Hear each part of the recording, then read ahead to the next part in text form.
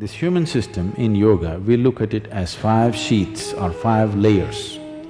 5 layers of body. In the yogic system, there is no such thing as mind, there is no such thing as anything. Everything is seen as body because we are looking at it as a technology for transformation. These are called Annamaya Kosha, Manomaya Kosha, Pranamaya Kosha, Vijnanamaya Kosha and Anandamaya Kosha. Anna means the food that you've eaten. What you call as my body is just the food that you've eaten, isn't it? It's a heap of food. Small or big is your choice, but it's a heap of food whichever way, isn't it? As there is a physical body which you gathered from outside, there is a mental body. When we say mind, it is not here or there. Every cell in the body has its own intelligence. Every cell in the body has its own memory, isn't it? So there is a body of mind. So this is known as the mental body or Manomaya Kosha. So that is hardware, this is software. This hardware and software cannot do much unless you plug it into quality power. So the third layer of the body is called Pranamaya Kosha or the energy body. These three are physical in nature. The next layer of the body is a transitory body, which is known as the Vijnanamaya Kosha. It is a transitory body. From physical to non-physical, it's transiting. It does not ascribe to any of the physical qualities, but at the same time it has not become completely non-physical either. The fifth one is called as Anandamaya Kosha. In English language, it translates into as bliss body. Bliss body does not mean there is a bubble of bliss inside you. We are calling it bliss body because in our experience, whenever we touch it, we become blissful. So we are calling it bliss body. That's not its nature, that is what it causes for us. It is a non-physical dimension which is the source of everything that is physical.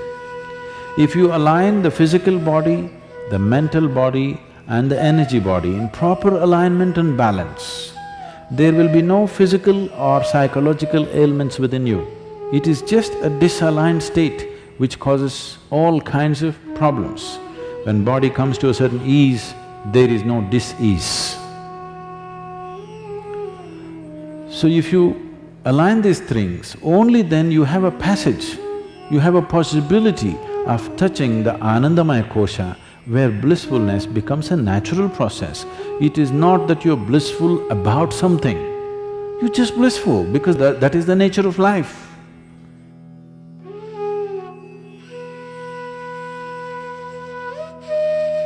To create health for yourself, there are 3 fundamentals that you need to take care of: food, activity and rest.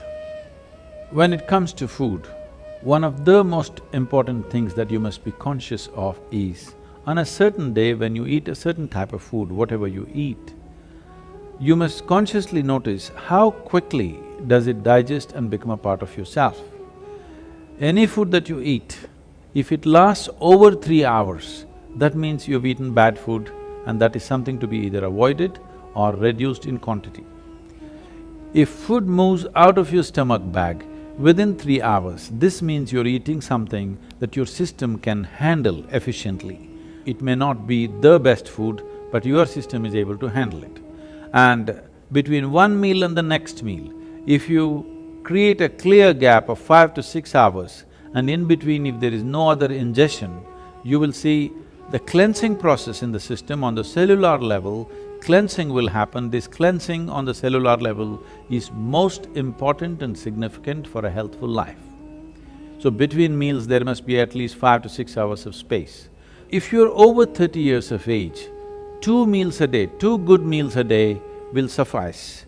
One in the morning and one in the evening. After the evening meal, before you go to bed, there must be a minimum of 3 hours, and if there is a certain amount of physical activity, not necessarily very heavy or strenuous activity, just simple walking or maybe a dance or something like this, create something for yourself where about at least 20 to 30 minutes there is some physical activity after the evening meal. If you do this, largely your system will be healthy.